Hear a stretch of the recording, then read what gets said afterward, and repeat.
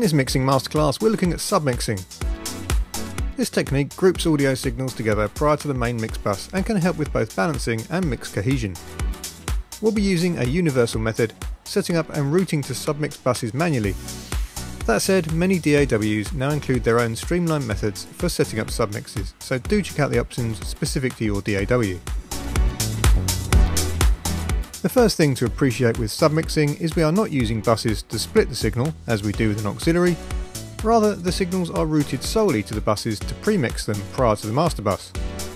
This then allows us to process groups of sounds collectively, with EQ and compression typically, before they are blended in the main mix bus. To get started, set up a fresh bus or buses with faders at unity.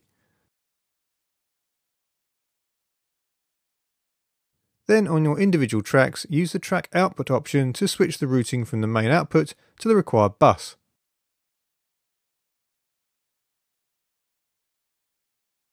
The audio will now pass from your track to the submix bus, then from the submix bus to the main output bus. You can use as few or as many submixes as you like, but if you're new to submixing, start with elements that clearly go together but happen to be on multiple tracks. Drums or vocals, for example. We've set up our first couple of buses, drums and basses, routing all key elements of our beat, that's 8 tracks, and 2 bass tracks accordingly.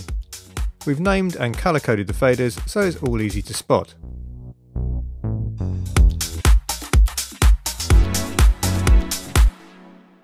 Submixes provide a great way to gel multi-track instruments such as drums, and compression is a perfect tool.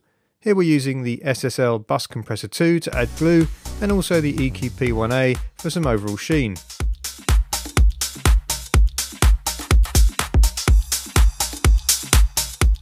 Meanwhile, on our bass, we're adding to the track-specific bass compression with an opto design.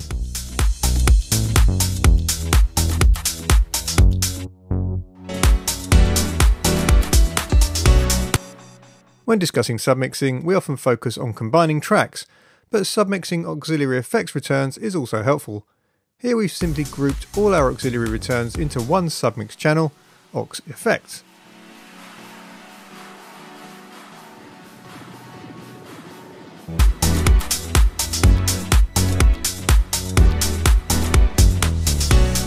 Finally, so far we've looked at grouping tracks by instrument type, but this certainly isn't the only option.